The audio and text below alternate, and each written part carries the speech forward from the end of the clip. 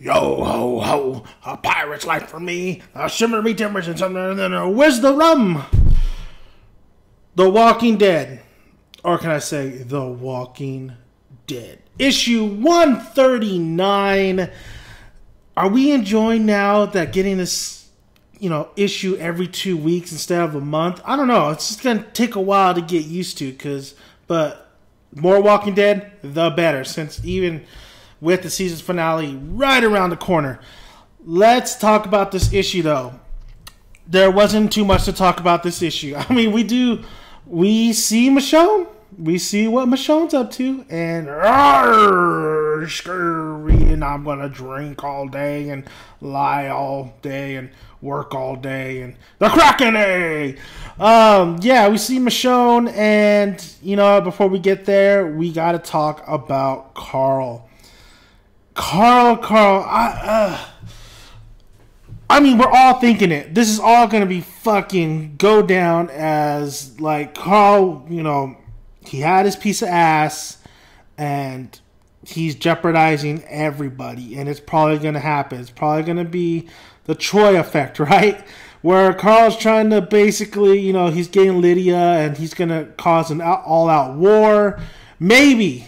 Is Robert Kirkman really going that route?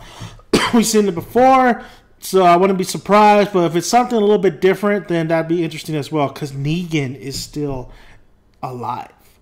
Now, I gotta say, it was good to see, Maggie was definitely pissed off. It's gonna be interesting to see what Maggie does. I believe she's gonna, she said she's gonna, the Whispers are gonna think that basically that Carl's a spy, and they do find Carl. They find Carl, and I gotta say, Carl is looking like a Don. He's looking like a Don, I'll make him offer you can't refuse.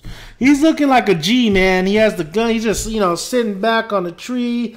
One of the Whisperers comes to him and like, you following us? He's like, bitch, does it look like I'm following you?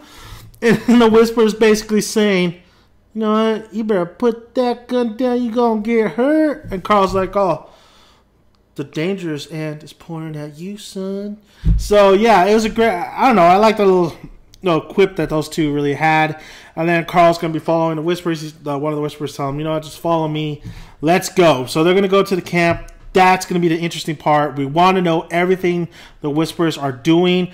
Alpha, Lydia, that whole situation. Can't wait for that to happen. But it's going to have to wait. Then we see Esquivel. Yes, finally, Esquivel. We see Esquivel. He's working out. He's been working out a little bit. Wacha! Hiya! He's doing a little, not shinobi, samurai. Doing a little samurai action with his little samurai sword. Michonne sword. We don't know what happened to Michonne. But we see Rick come in, him and Esquivel have a little chit-chat. And they're at the docks. They're with all these boats and stuff where you see the cover. Guess who's coming around the corner looking like a G?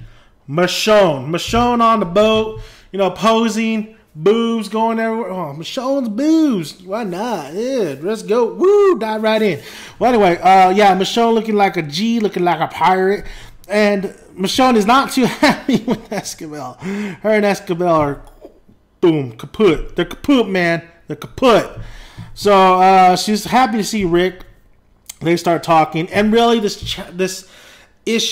chapter was just all about Michonne and her past, about her going out, leaving without telling anybody where she was going, giving all her shit to Esquivel, Rick telling her, why did you leave? People could have died. You just left. You just left us. We didn't know if you were alive or dead yourself. So, but the reason Michonne going out there, she just felt she needed to leave. All in all, she just needed to go. She needed to clear her head.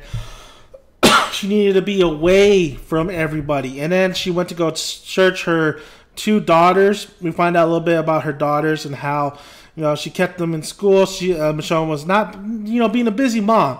And when she went back to go get her daughters, they weren't there. So she doesn't know if her daughters are dead or they're alive. But they're most likely dead. And it's interesting. She's right on the money, though, when she tells Rick that, hey, you don't have any questions. You know exactly what happened to Lori and baby Judith. Spoiler alert? Well, why are you watching this video if it's spoiler alert?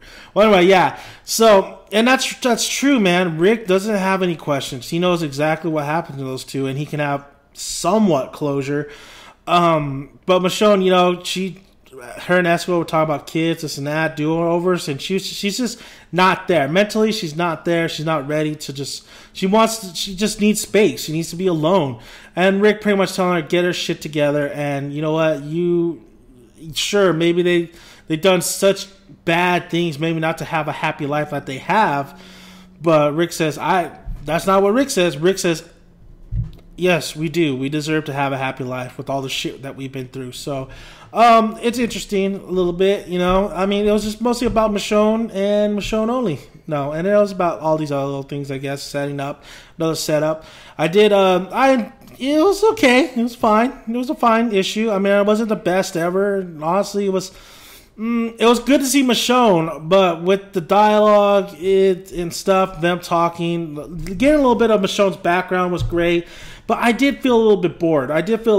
Reading this chapter. I was like, okay, this and that. Because we are all interested on the whole fucking Maggie, Carl, the Whisper situation, because it's nothing's going to be good. Nothing's going to be good. And then Magma.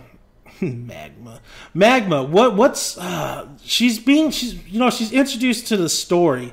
What is her role in the future? I just don't trust her. I know she's getting along with Andrea, and Michonne kind of like, you know, Rick. I don't think Rick would ever cheat on Andrea for Magma.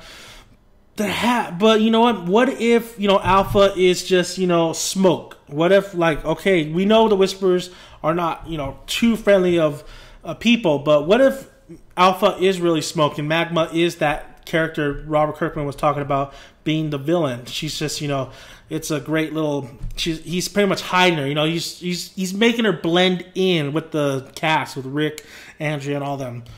I don't know. That's just me thinking. But honestly, if Alpha is the true, you know, villain of this story, then we'll see. There's also Negan, so a lot of things still to really think about. You know, a lot of setup. I mean, Carl leaving, you know, Maggie in the community. That's a no-no. That's already a no-no. But it is interesting how the Whisperers, you know, made him follow them, and like it's just gonna be crazy what's gonna happen. Definitely want to see Carl and Alpha exchange, you know, talk about the past, talk about the present, and maybe the future. So it's gonna get interesting. It's definitely gonna get interesting. But it was good to see Esquivel. It's good to see Michonne.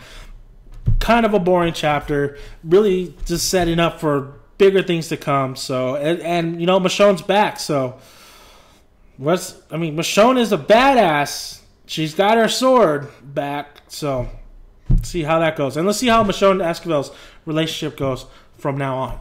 All right, guys, thank you for listening. That is The Walking Dead 139, and please subscribe, please like.